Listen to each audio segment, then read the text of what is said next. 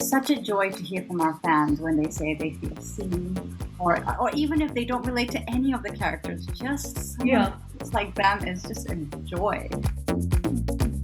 Coming to Hollywood it didn't even occur to me that that was a possibility because I never saw anybody who looked remotely like me. As South Asian, it's very hard to express love and show affection and say I love you.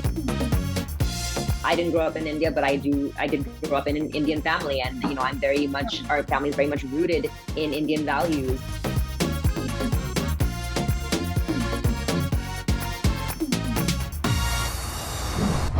Talking about season 2, I think it's even more better, funnier, enjoyable, and at the same time, both of your characters have grown tremendously.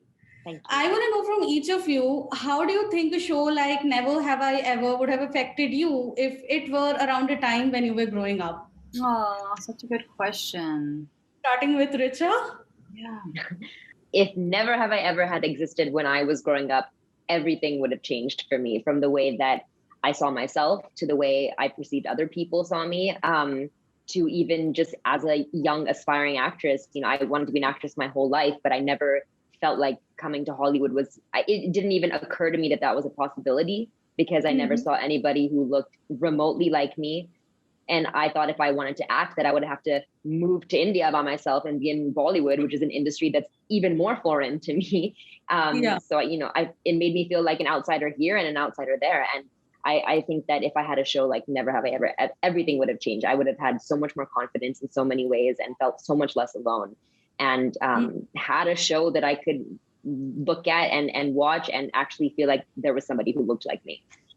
So I really believe in the power of media. I'm a huge, huge believer that power of media can change perceptions of people. But I also believe power of media can somehow will you into being. I felt very invisible as a child. I grew up, my hardest time was in Argentina, where you can see the class picture from a mile and you can spot me because I'm the only blob of color in a sea of 60 white holes. And I felt very small and very invisible. And I feel like if there was a show like this around, I would have been willed into existence somehow. I would have been seen somehow. I would have felt somehow that I belonged and there was a place waiting for me. I just feel like the show gives a tremendous sense of belonging to those, not only Asians, to those who don't necessarily have it. And it's such a joy to hear from our fans when they say they feel seen, or even if they don't relate to any of the characters, just someone just like them is just a joy. It's a joy of representation. So it feels very, it's a huge honor and a privilege to be part of a show that is able to, that people feel seen by. So, Richa, there was a dialogue in the first season of the show where your character said, I have a choice between my family and a life of shame. It felt really beautiful to watch you grow from or out of that perception.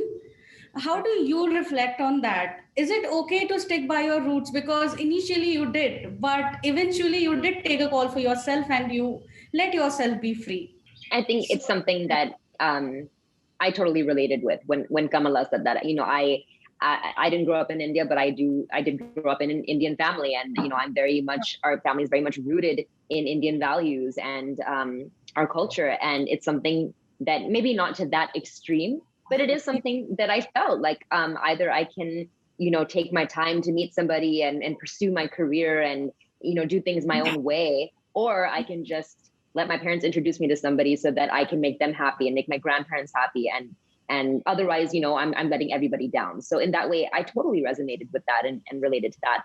I'm not sure if I answered your question, but yeah, I think it's such a real experience that so many, not just South Asian women, but women feel, at a certain age, if they have to get married at a certain time, and they feel like they're letting people down if they don't do that. So, Poorna, coming back to you again, the show also throws light on single parenting, breaking societal stereotypes, and an unaccommodating conventional relationship between a mother and daughter. While a lot of American shows have tried to bring in Indian characters and inculcate Indian culture, your show actually stood out and resonated the most. Why do you think that happened, and how do you look at the mother daughter relationships in this generation? Yeah, I think it's a very particular mother-daughter relationship. It's definitely, Yeah. it's very particular to the show. It's and the character of Nalini is very different from me because Nalini actually has a hard time showing Mm-hmm. emotion, and it is. It's as South Asians. I don't know about your situation, Aditya. I know Richa's family is a little different, but it's very hard to express love and show affection and say I love you. Same here. It's actually terrifying, uh, Yeah. we perceive it as so Western, like oh my god, such a Western concept, but it's actually a very profound concept for a Mm-hmm.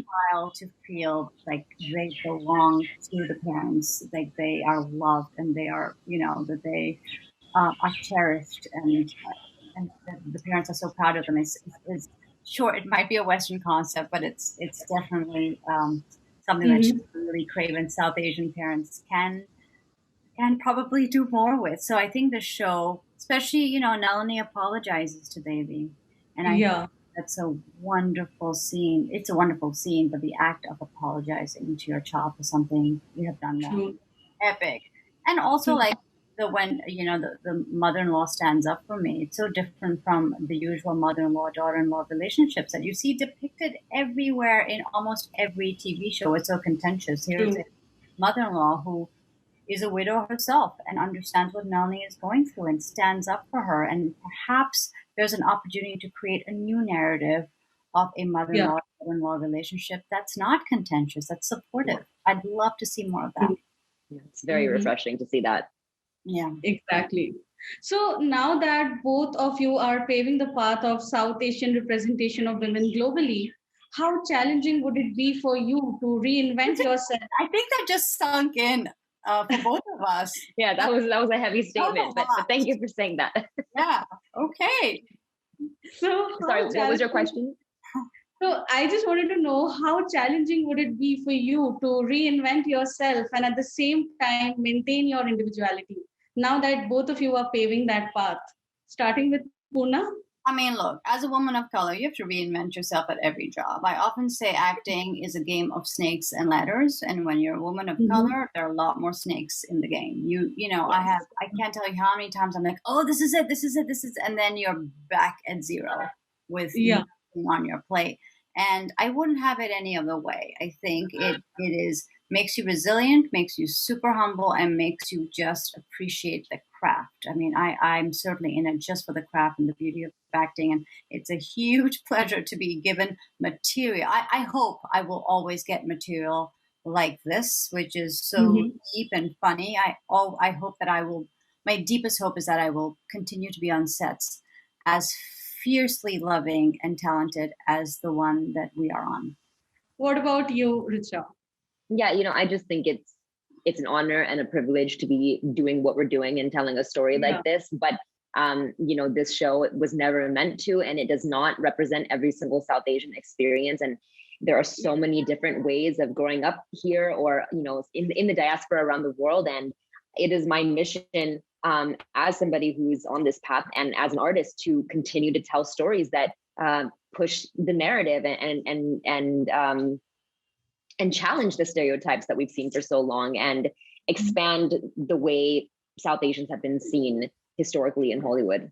So thank you so much, Richa and Poorna, for doing this with me and taking out time for this. I really look forward to more seasons of Never Have I Ever. And I look forward to watch you both grow. Apart from Devi, I would really like to see you both grow. Thank That's you. so sweet. Thank you so much.